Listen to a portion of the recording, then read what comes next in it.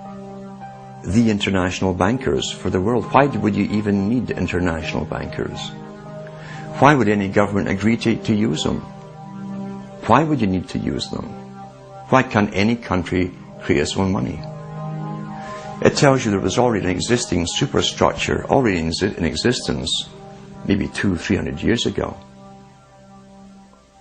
to give these guys permission to somehow be the overlords of all money for all countries.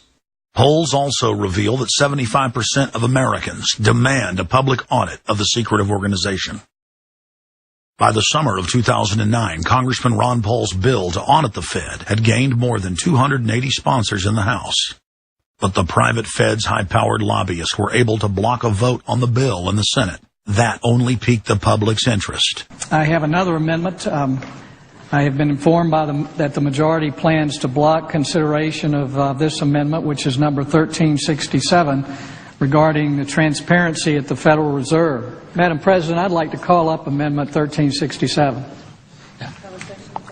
Without objection, the clerk will report. The Senator from South Carolina, Mr. DeMint, proposes amendment number 1367.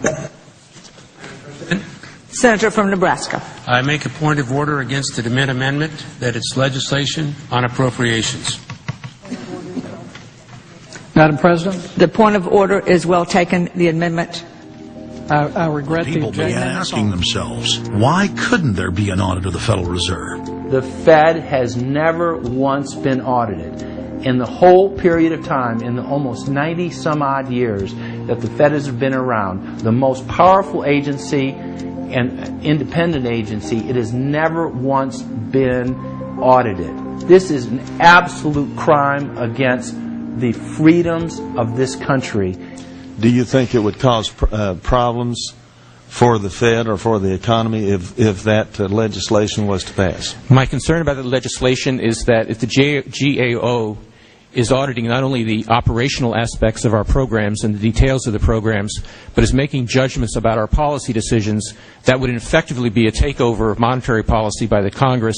Is that your position, that this bill, if it were to be passed, would interfere directly with interest rates, setting interest rates? If we were to raise interest rates at a meeting and someone in the Congress didn't like that and said, I want the GAO to audit that decision, wouldn't that be viewed as an interference? I wouldn't think so. This is just reviewing it, and you can do what you want. The Federal Reserve has never been subjected to an outside audit. And if you audit them, it's very likely that Greenspan, Bernanke, and Volcker might all go to jail. It was announced earlier today, that there will be a hearing on H.R. 1207, the bill to audit the Federal Reserve Bank. This will be the first independent audit in the Federal Reserve's 96-year history, and it's long overdue. Months ago, I asked the Vice Chairman of the Federal Reserve who received the $1 trillion in funds that the Federal Reserve has handed out to domestic institutions. He said, I'm not going to tell you.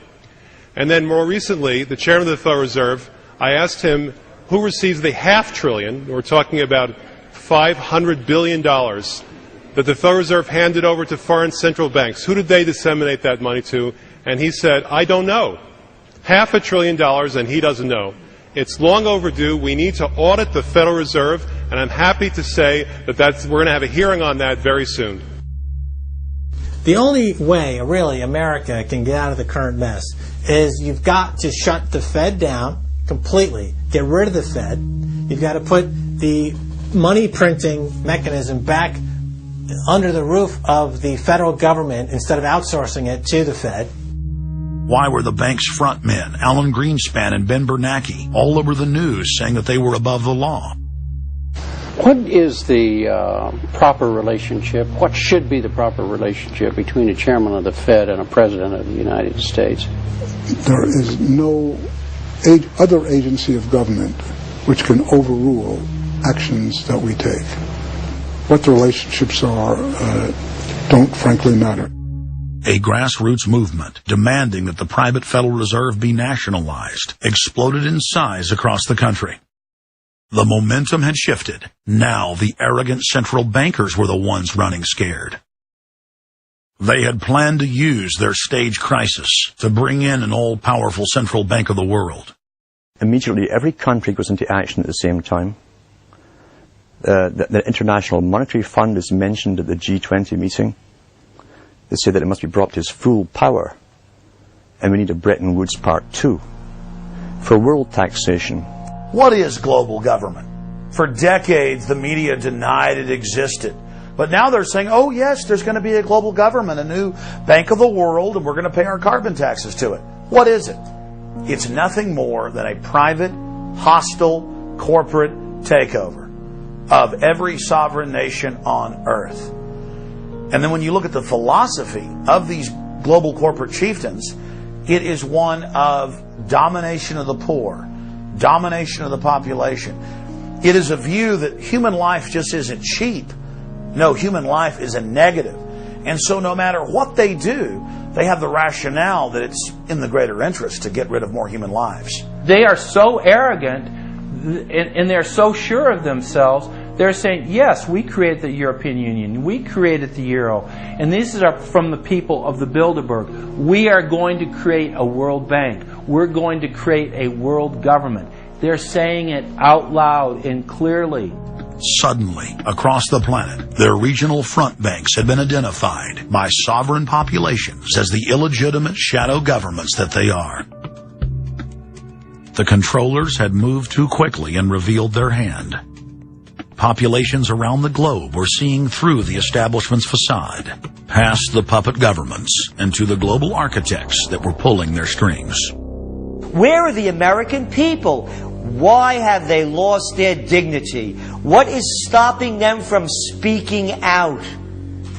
Why have they become little mice that follow Pied Pipers? How can they look up to these pathetic politicians?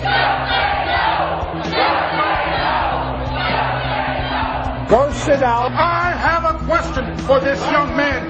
He has the right to be represented. I'm his father, and I want to talk to you face to face. Why not a lobbyist with all kind of money to stuff in your pocket so that you can cheat the citizens of this country? So I'll leave, and you can do whatever the hell you please to do. One day God's going to stand before you, and He's going to judge you and the rest of your damn cronies up on the hill. And then you will get your just desserts. As the public begins to awaken to the fact that Barack Obama has cold-bloodedly betrayed the pledges he made to the American people, the establishment media and Democratic leaders have invoked the tactic of divide and conquer. I think they're astroturf. You be the judge of carrying swastikas and symbols like that to a town meeting on health care. An overwhelming portion of the intensely demonstrated animosity toward President Barack Obama is based on the fact that he is a black man. Desperate to ram their agenda through, they have played the race and class cards. You start to wonder whether, in fact, the word socialist is becoming a code word, whether or not socialist is becoming the new N-word. When I heard people going after the First Lady and the number of staff people they have, it sounds racist to me. It is essential that the establishment play the population off against each other, along the lines of Republican, Democrat, liberal, conservative, black and white. As long as the people are fighting with each other, they can never get together and remove the corporate dictatorship that has criminally seized power through the national security state. Just as George W. Bush betrayed his foolish followers, so must Obama, because his only allegiance is to his offshore masters. President Obama today nominated Ben Bernanke for a second four-year term as Federal Reserve Chairman. The president called his actions on the global financial crisis bold and out of the box. As an expert on the causes of the Great Depression, I'm sure Ben never imagined that he would be part of a team responsible for preventing another. But because of his background, his temperament, his courage, and his creativity, that's exactly what he has helped to achieve. And that is why I am reappointing him to another term as chairman of the Federal Reserve. So Obama has made it quite clear by his actions, never mind his words, his actions as to who owns him, who he works for, and who he serves, and it's not the American people.